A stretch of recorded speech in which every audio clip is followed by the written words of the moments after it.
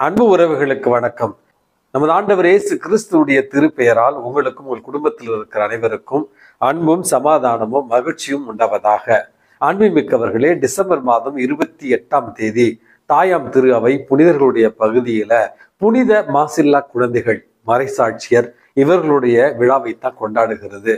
அன்புமிக்கவர்களே, கிறிஸ்து பிறப்பு விழாவிற்கு பின் வருகிற விழாக்களில மிக முக்கியமான ஒரு விழாவாக இந்த விழாவை நம்ம பார்க்க வேண்டும். காரணம், ஏரோது அரசன் அந்த ஞானிகள் மூவரையுமே திரும்ப வந்து தன்னை பார்த்து விட்டு செல்லும்படியாக சொல்லுகிறான்.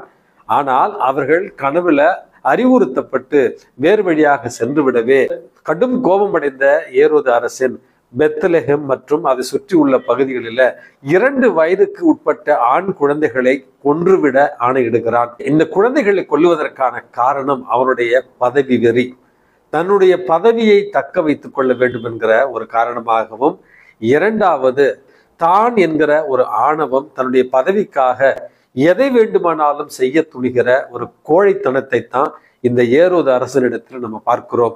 புனித மாசற்ற குழந்தைகள் மறைசாட்சியருடைய பெருவிழா நமக்கு சொல்லித் தருகிற பாடம் என்ன அப்படி என்று சிந்தித்துக் கொண்டிருந்த பொழுது 2-3 நாட்களுக்கு முன்பாக தான் புள்ளி விவரத்தின்படியாக 17,000க்கு மேற்பட்ட மாசில்லா குழந்தைகள் கொல்லப்பட்டிருக்கிறார்கள். இந்த 1.5 ஆண்டுகளில குரலற்ற, தங்களையே தற்காத்து கொள்ள முடியாத அந்த பச்சிலம் குழந்தைகள் பிறந்தது தவறான இடத்துல, தவறான ஒரு காலத்துல வாழ வேண்டி அவர்கள் மறை சாட்சியாக மரித்து இறை அன்பின் சாட்சிகளாக இன்றைக்கு நமக்கு விளங்கி கொண்டிருக்கிறார்கள்.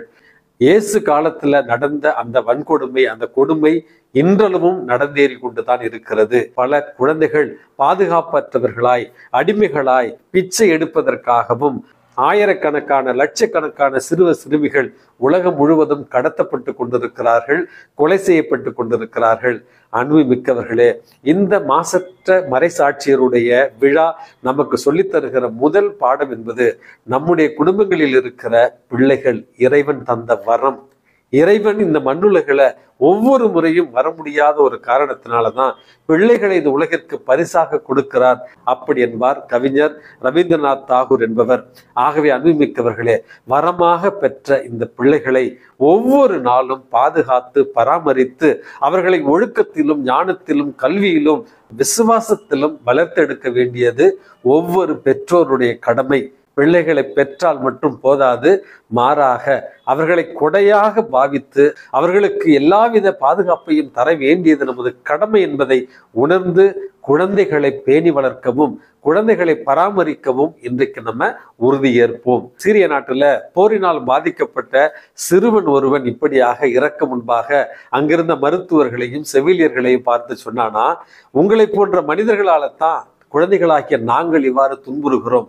ஆகவே நான் கடவுள்கிட்ட போய் உங்களை பத்தி எல்லாரையும் நான் சொல்ல போறேன், நீங்கள்லாம் அநியாயம் பண்றீங்க, நீங்கள்லாம் தவறு செய்றீங்க அப்படி என்று நான் சாமி கிட்ட சொல்லுவேன் அப்படி என்று கண்ணீரோடு சொல்லி மரணித்தானா ஒரு சிறுவன்.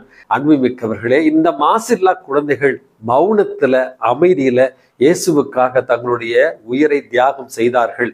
இந்த மாசில்லா குழந்தைகள் கடவுளுடைய அன்பின் பிரதிபலிப்புகளாக, கடவுளுடைய அன்பின் சாட்சிகளாக நமக்கு இன்றைக்கு திகழ்கிறார்கள். இந்த மண்ணுலகில குரலற்றவர்களாக, அதிகாரம் இல்லாதவர்களாக, ஏழைகளாக, பொருளற்றவர்களாக, மற்றவர்களால் அடிமைகளாக நடத்தப்படுகிற ஏழைகள் மீதும் இல்லாதோர் மீதும் நாம் அன்பும் அரவணைப்பும் பாசத்தையும் காட்டத்தான் இந்த விழா நமக்கு அழைப்பு விடுக்கிறது. எந்தெந்த நேரத்தில் எல்லாம் இந்த குரலற்றவர்களுக்காக, நீதிக்காக நீங்களும் நானும் குரல் எழுப்புகிறோமோ அப்பொழுதெல்லாம் மாசில்லா அந்த குழந்தைகளுக்காக நாம் குரல் எழுப்புவதாக நினைத்து நீதியை நிலைநாட்டவும், அமைதியை நிலைநாட்டவும், அன்பை மட்டுமே இந்த உலகத்துல பகிர்ந்திடவும் இந்த விழாவில் நாம் உறுதி எடுப்போம். இறைவன் உங்களையும் என்னையும் தூண்டி எழுப்பி இந்த உலகமானது இறைவன் வாழுகிற உலகமாக மாற்றிட நம்மை தூண்டுவாராக.